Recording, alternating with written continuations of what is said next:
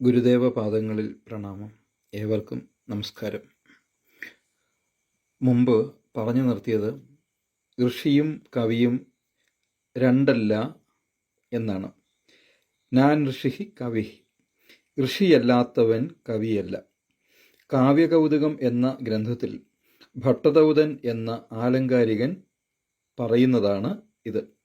നാൻ ഋഷി കവിഹി ഇത്യുക്തം ഋഷിശ്ച കില ദർശനാത് വർണ്ണനാത് വാപി രൂഢാ ലോകേ കവിശ്രുതി വിചിത്രഭാവധർമാംശ തത്വപ്രഖ്യാശ ദർശനം.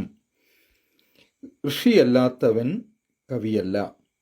ദർശനശക്തിയാണ് ഒരുവനെ ഋഷിയാക്കുന്നത്.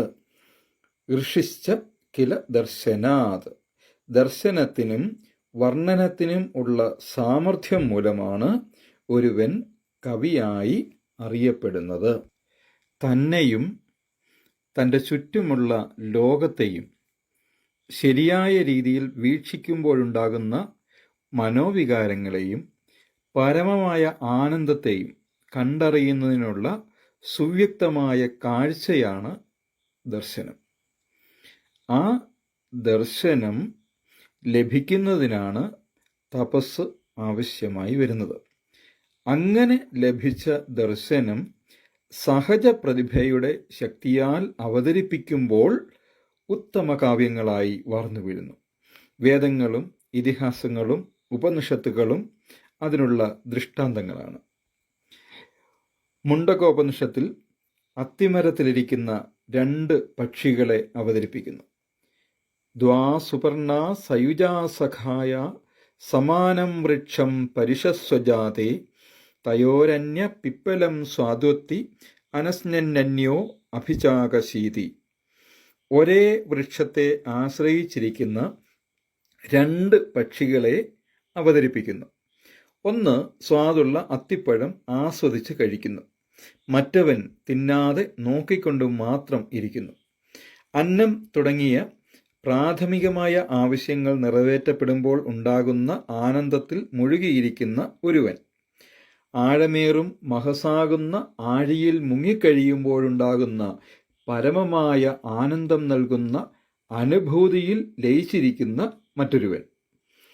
നിത്യഗുരുവിൻ്റെ ഭാഷയിൽ പറഞ്ഞാൽ ആദ്യത്തേത് ലാവണ്യ അനുഭവത്തിൻ്റെ തലം, രണ്ടാമത്തേത് സൗന്ദര്യ അനുഭൂതിയുടെ തലം. ഇത് ഉപനിഷത്ത് കവി ചിത്രീകരിച്ചിരിക്കുന്നത് അത്തിമരത്തിലിരിക്കുന്ന 2 പക്ഷികളെ കാണിച്ചുകൊണ്ടാണ്. ഛാന്തോഗ്യോപനിഷത്തിലെ ഒരു അവതരണം നോക്കുക. ആരുണി എന്ന ഗുരു തൻ്റെ മകനും ശിഷ്യനുമായ ശ്വേതകേതുവിന് ഉപദേശം നൽകുകയാണ്. നിത്യജീവിത സന്ദർഭത്തിൽ നിന്നും ഉദാഹരണം കണ്ടെത്തി തത്വമസിയുടെ അർത്ഥം വിശദീകരിക്കുന്നു. നിന്റെ ഉള്ളിൽ സൂക്ഷ്മരൂപത്തിൽ വിളങ്ങുന്ന അതേ ചൈതന്യം തന്നെയാണ് ഈ പ്രപഞ്ചാകാരമായി വിടർന്ന് വിലാസം ചെയ്യുന്നത് എന്ന് ഗുരു പറയുമ്പോൾ ശിഷ്യന് മനസ്സിലാകുന്നില്ല. അതുകൊണ്ട് ഗുരു പറയുന്നു, ഈ ആൽവൃക്ഷത്തിൻ്റെ ഒരു ഫലം എടുത്തുകൊണ്ടുവരൂ. ഇതാ ഭഗവാനെ കൊണ്ടുവന്നിരിക്കുന്നു. അതിനെ മുറിക്കൂ. ഇതാ മുറിച്ചിരിക്കുന്നു ഭഗവൻ. അതിൽ എന്താണ് നീ കാണുന്നത്? അണുസമാനമായ കുറെ വിത്തുകൾ കാണുന്നു. അതിൽ ഒന്നെടുത്ത് വീണ്ടും മുറിക്കൂ. ഒന്നും കാണുന്നില്ല ഭഗവൻ.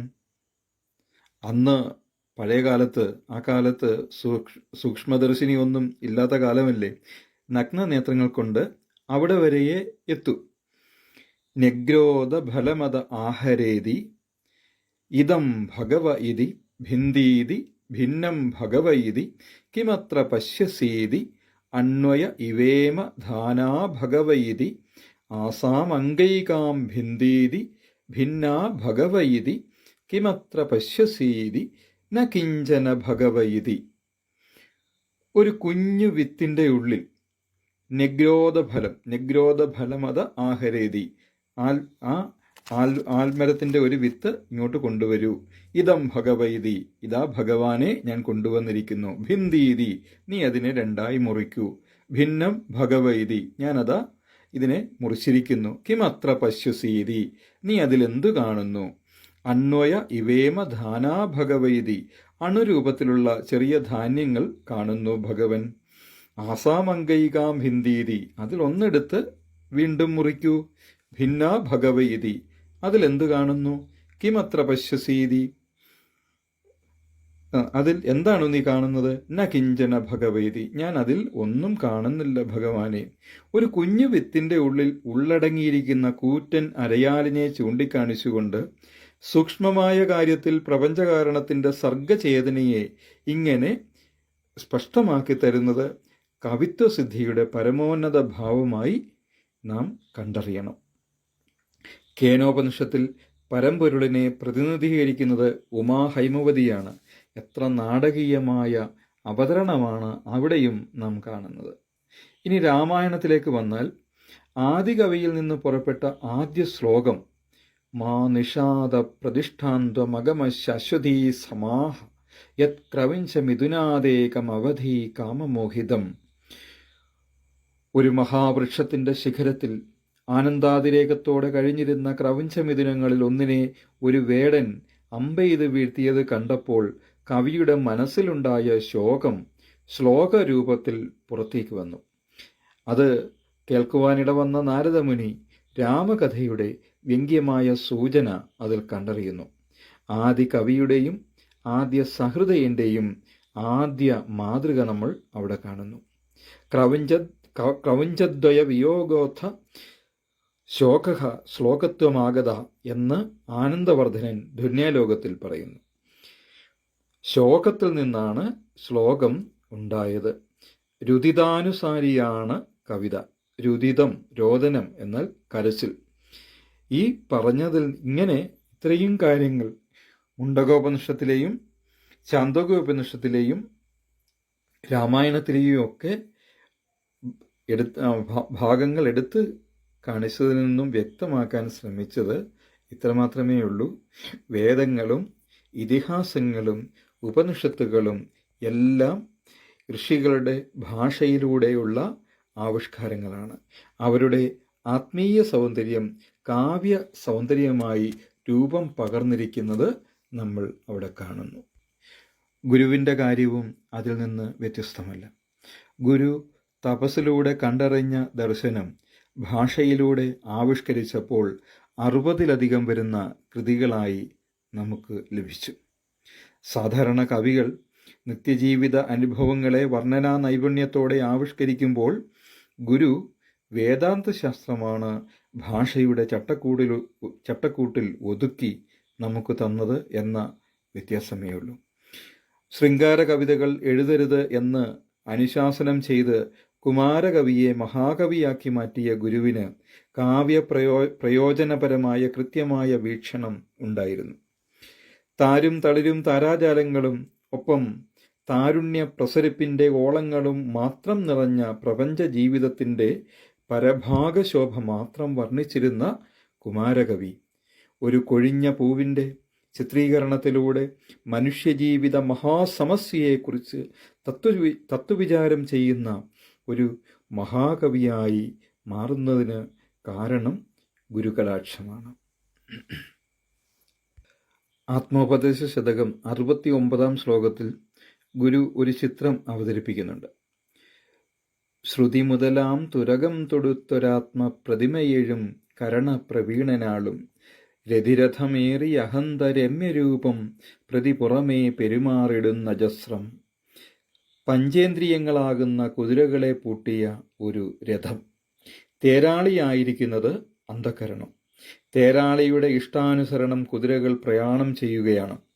അന്ധകരണം തെളിക്കുന്ന മാർഗത്തിലൂടെ വിഷയാനന്ദത്തിൽ മുഴുകിയിരിക്കുന്ന അഹന്തയെയാണ് ഇവിടെ അവതരിപ്പിക്കുന്നത്.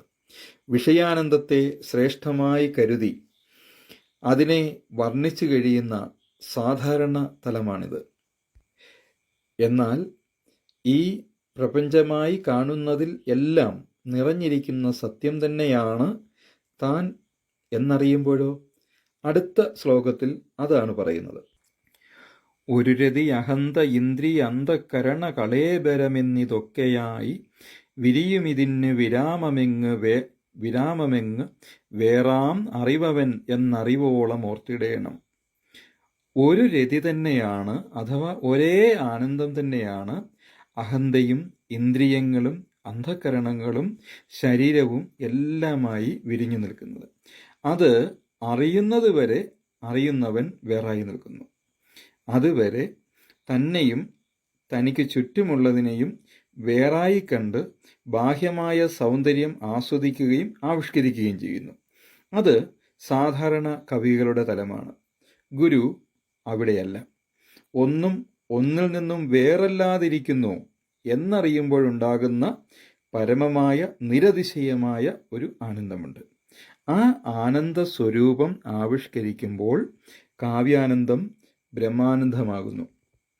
ആ ആനന്ദത്തെക്കുറിച്ച് അറിയുന്നവൻ ദർശനമുള്ളവനാകുന്നു. ആ ദർശനശക്തിയാണ് ഒരുവനെ ഋഷിയാക്കുന്നത്. ഋഷിശ്ച കില ദർശനാത്. ഗുരുവിലെ കവിയെ അന്വേഷിക്കുമ്പോഴും ഋഷിയായ ഗുരുവിൽ തന്നെ നാം എത്തിച്ചേരും. ബാക്കി അടുത്ത സംസാരത്തിൽ തുടരാം. എല്ലാവർക്കും നമസ്കാരം.